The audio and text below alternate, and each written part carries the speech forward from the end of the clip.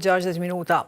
Në kryetari i Lidhjes Demokratike të Kosovës, deputeti Anton Çuni do t'jetë pas pak i ftuar në studio për diskutuar për krizën aktuale politike në vend dhe propozimet e LDK-s për të dalë nga kjo situatë. Arsyet se pse LDK refuzon një koalicion me vetëvendosjen, si mund krijohet një konsensus mes tri partive më të mëdha për të zhbllokuar situatën e krijuar me Kuvendin, pse u refuzua oferta e LDK-s për qeveri të unitetit dhe si sheh LDK-ja deklarimet e presidentit amerikan për Kosovë. Të gjitha këto i diskutojmë pas pak, por si zakonisht në fillim ju sjellim lajmet kryesore ditës. Pa alternativë për daljen nga bllokada dështon për të 33-ën herë konstruimi i Kuvendit, nxit reagime deklarata e presidentit Trump për Kosovën. Me 15 burgim dënohet Zhivoj Neshish për dhunim gjatë luftës. SHKMRT-ja mirëpret dënimin ndaj tij si dhe pret drejtësi edhe për raste të tjera. Gjykata Supreme shfuqizon ndryshimin e rregullores së punës së KPM-s. IKD-ja kishte kontestuar ndryshimin e rregullores së punës dhe zgjedhjen e kryetarit të ri. Trump kërkon zgjedhje përfundimtare për çështjen bërthamore me Iranin e Izraeli kërcënon Kainin. 5 shqiptarë që ndodheshin në Izrael largohen përmes Egjiptit. Deputetët e përbërjes së re të Kuvendit të Kosovës që nga një muaj nuk kanë ofruar kurrfar alternative të re për dalë nga bllokada e krijuar tash një muaj. Asnjëri tabor nuk ndihet në faj. Përgjegjësinë për ngërçjen në konstruimin e Kuvendit e bardhin tek njëri tjetri. 120 deputetët e Kuvendit të Kosovës në 25 seanca më radh nuk e kanë bërë asnjë përpjekje të re për ta konstituuar legjislaturën e 9.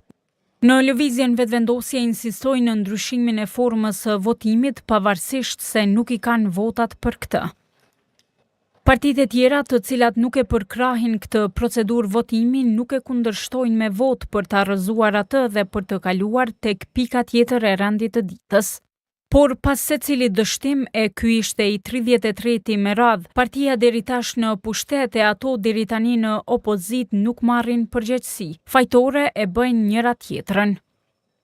Forcat politike matën me besimin që cilin na ka përcjell sovrani dhe për atë besim të cilin ata e kanë në numër, mund ta përdorin për të rrëzuar një propozim i cili është prezantuar, por jo për të mos u deklaruar fare për atë propozim. E para dhe e dyta, me të vërtet nëse kjo situatë vazhdon në një formë amullie të paqartë, atëherë po tregon që mos votimi ose mos pjesëmarrja në votim e tyre nuk përkon me përgjegjësinë të cilën e kanë marrë. Ne po votojmë përsëris për 33-ën herë. Është momenti i fundit që lëvizja vetëvendosje, deputeti Kurti të reflektoj.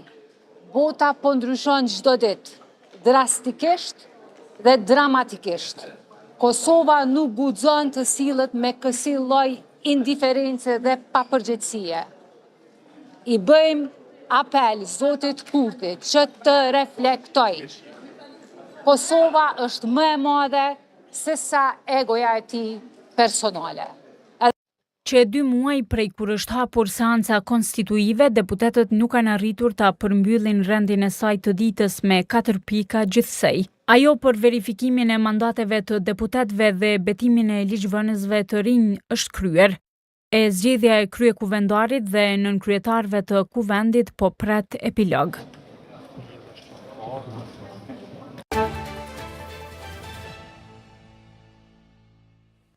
E mungesa e institucioneve funksionale mund t'i kushtoj rënd Kosovës në rastin e angazhimit të ri ndërkombëtar për marrëveshjen Kosovë-Serbi, ka thënë pas dëshimit të seancës së sotme të Kuvendit kreu i PDK-s Memli Krasniqi.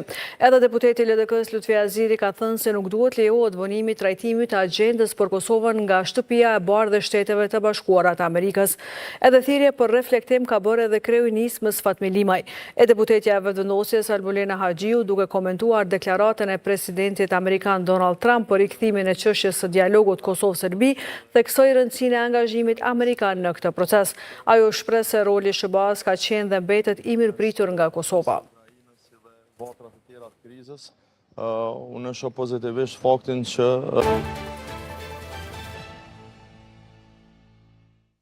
Presidentja e Kosovës, Vjosa Osmani, është pritur me nderime ushtarake nga homologu i saj hungares në Budapest. Presidentja Osmani ka vlerësuar të rëndësishme vizitën për avancimin e raporteve ndërmjet Kosovës dhe Hungarisë. Ajo ka falenderuar për këtë pritje, duke e cilësuar vizitën si të rëndësishme për avancimin e marrëdhënieve ndërmjet Kosovës dhe Hungarisë. Në njoftimin e lëshuar nga zyra e presidencës është thënë se pas këtij takimi do zhvillohet një tjetër ndërmjet delegacioneve respektive të dy shteteve. Presidentja Osmani po ashtu do të pritet edhe nga kryetari i Parlamentit të Hungarisë, si dhe do të mbajë ligjërat në Universitetin Elit mbi integrimin evropian të Kosovës.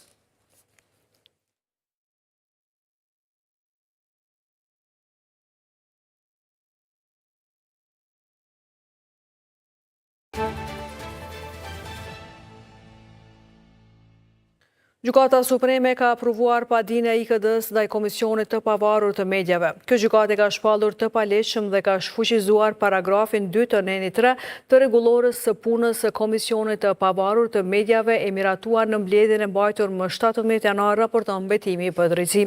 Instituti i Kosovës për Drejtësi më 29 janar ka ushtruar padinë ndaj Komisionit Pavarur të Mediave lidhur me ndryshimin e rregullorës së punës dhe zgjedhjen e kryetarit të ri. Përmes kësaj padie, IKD-ja kishte kërkuar deklarimin e paligjshmërisë dhe shfuqizimin e paragrafit 2 të neni 3 të rregullorës së punës së Komisionit të Mediave, i cili paragraf ishte shtuar në këtë rregullore në mbledhjen e KPM-s të 17 janarit. Gjithashtu IKD-ja kërkon që vendimi për zgjedhjen e kryetarit të KPM-s i marrë në po atë mbledhje pas plotësim ndryshimit të rregullorës të deklarohet i paleqshëm.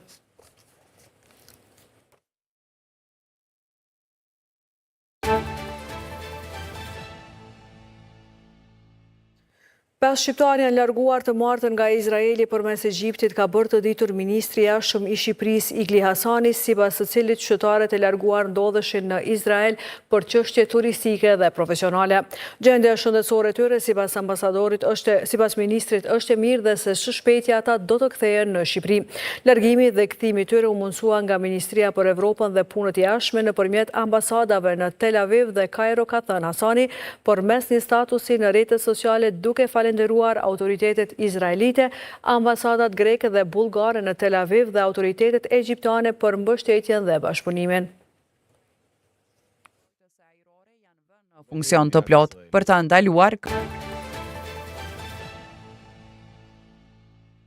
Prokuroria themelore në Prizren ka kërkuar paraburgim për një pjesëtar policisë së Kosovës, i cili dyshohet se ka keq trajtuar një qytetar të cilin e kishin gjobitur për kundërvajtje për shkak të parkimit të baliuar.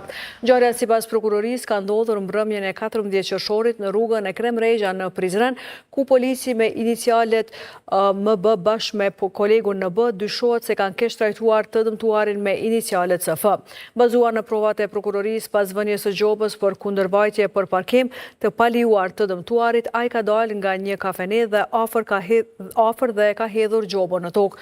Pas kësaj, policët i kanë kërkuar dokumente identifikimit dhe pasi nuk ju bind urdhrit, policët kanë tentuar të arrestojnë. Gjatë përpjekjes, kundërvajtësi ka rezistuar dhe në një moment policët e kanë rrëzuar.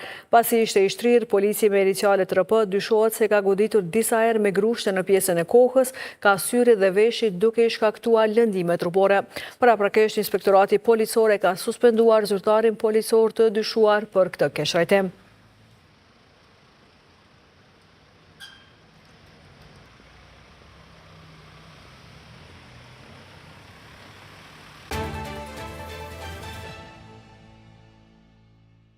E tani do të flasim për një zhvillim të orëve të fundit për të kuptuar detajet e arritjes së një marrëveshje mes komunës së Prishtinës dhe Këshillit të Grevistëve të ndërmarrjes pastrimi për ndërprerjen e grevës së punëtorëve para objektit komunës. Tani kemi në linjë direkte kolegën tonë Donisa Fazliu. Atëherë Donisa, përshëndetje, dhe cilat janë detajet për këtë grevë? Përshëndetje Donik për në studio dhe për gjithë shikuesit e Koha Vizionit, ashtu siç paralajmërove edhe ti, është arritur marrëveshja mes komunës së Prishtinës dhe sindikatës së grevistëve të ndërmarrjes pastrimi, lidhur me grevën që kanë pasur nga 19 maji për të plotësuar kërkesat e tyre për ekzekutimin e pagave. Në këtë konferencë u bisedua sepse janë plotësuar të gjitha kërkesat nga komuna e Prishtinës për grupin grevist, pra për ekzekutimin e pagave për muajin janar deri në maj dhe për çështje tjera. Ne më shumë detaje rreth takimit, marrëveshjes, po por edhe zotimet të komunës së Prishtinës ndaj sindikatës greviste të pastrimit. Do të marrim detaje më shumë nga nënkryetari i kësaj sindikate, zotri Shpend Qosa. I nderuar, si fillim faleminderit për kohën. A mundeni më na tregu më shumë rreth takimit që keni pas sot me komunën e Prishtinës dhe me marrëveshjen quare? Realisht sot kena pas, që kemi edhe më herët media vetëm zotimet e komunës dhe jo marrëveshje, se na si sindikat zbojmë marrëveshje, zotimet të cilat kërkesat tona mos i dijen tash në kon. Kena marrë zotime dhe dua të potencoj që ne në punë derisa mjetet i qetë komuna në gjerologarinë e firmës, ne nuk mujmë janis punës, po ne grevën e kena përfunduar sot për shkak marrëveshjes, kështu që kena marrë atë iniciativë dhe dua t'i falenderoj të gjithë punëtorët e KRM-pasimit dhe qytetarë gjithashtu që kena pas për krahun e tyre dhe të media. A mundeni më na tregu më shumë rreth takimit, por edhe kërkesat që i keni pas kundrejt komunës së Prishtinës për me u ndërprer kjo grevë? Realisht ne kena pas të kërkesa prej fillimi. Edhe është më e mira që Gjykata Supreme, besoj që është akti më i lartë juridik, e ka vendosur në anën tonë drejt, dhe pe atëherë na nuk kena luajtur për këtyre kërkesa, gjithë janë konë çdo kërkesa. Po tash kena arritur domosdoshmë për inkasimin, cilën e ka bë komuna më na kthy, që ka bë jashtëligjshëm, duke i thirrë shtetarë mos pagunë pastrim. Pika e kryesore që është që kena shku me një gjykatë me ndërmjetësim, ato e kanë dorëzuar sot. Dhe kështu që presim tash domethënë hapa që duhet të merren nga komuna. Ne realisht i kena besu komunës. Domethënë nuk kena vënë marrëveshje ose në diçka, na kena marrë zotime dhe presim i bë këto zotime. Prap dua ta potencoj që nëse këto zotime nuk bëhen, të cilat janë thjeshta dhe janë ligjore, ne nuk do të ndalemi për kërkesat tona edhe nuk do të ndalemi për drejtat tona. Atëherë nuk do të ketë më grevë, po do të ketë protestë të cilat nuk i dihet epilogu i tyre. Edhe kështu që bollo orë let dalëm puna, bollo u lujt me neve, kështu nëse na orë me gjithë fajtore, na orë për drejta tona, jenë lodhë punëtorët, kanë moshën e shtyme, zhek, tash, dojnë me dalën punë që kështë. Nënkryetari vetë se në konferencë për media tha se kanë dhënë zotimin që kërkesat e juve do të plotësohen. Si e komenton? Po pres me zbatu atë. Për që ata edhe ne kena mirëbesim, domethënë bashkë me punëtorët e kena gjetë një mirëbesim. Se duke po angazhimin për ceku personalisht Florian Dushin, i cili ka mundu me po zgjidhje, ne realisht jena në besim këtë punë. Kena najtë 27 ditë dhe kena dhënë besim. Çikash. Atëherë Donika kaq nga kjo lidhje direkte, nëse veç nuk keni ndonjë pyetje, po e kaloj linjën në studio. Falenderoj shumë Donisa për gjitha këto detaje, ndërkohë edicionin e vazhdojmë me një vendim të Gjykatës Themelore të Prishtinës, e cila sot e ka dënuar me 15 vjet burgim Zhovin Nesiqin për dhunën seksuale gjatë luftës.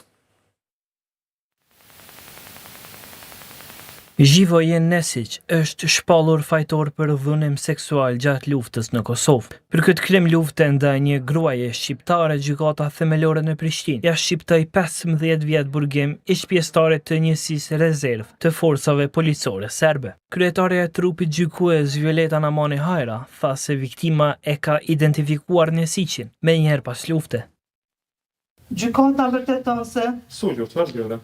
E dëmtuara ka identifikuar të pandiorin Zhovin Nesiq. Oštećena je prepoznana, znači identifikovala kriminalnog Zhovina Nesića. Nga koha kur ka dhënë dëshminë e saj të parë, od vremena kad je dala svoje prvo svjedočenje. Në shtator të vitit 1999, septembru 1999. godine, pranë Komisionit për hetimin dhe zbulimin e krimeve të luftës në kuadër të komunës përkatëse, Komisije znači za istraživanje ratnih zločina, znači u određenoj opštini, ku të njëjtin identifikim gde isto identifikacije e ka bërë edhe në dëshmi të dhënë pranë policisë së Kosovës. Vendimin e mirëpriti prokurorja e rastit, Florie Salihu Shamolli. Kjo është një ofrim i drejtësisë për të gjitha viktimat të dhunës seksuale dhe të cilat e kanë të vetmen shpresë gjithsesi e realizimit të drejtë vetën.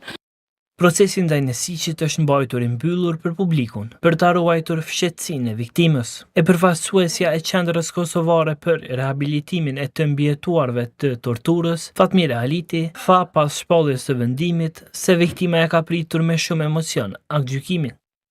e cila është për momentin bashkë me ekipën psikosociale të organizatës tonë, të cilën dhe që kemi mbështet prej fillimit.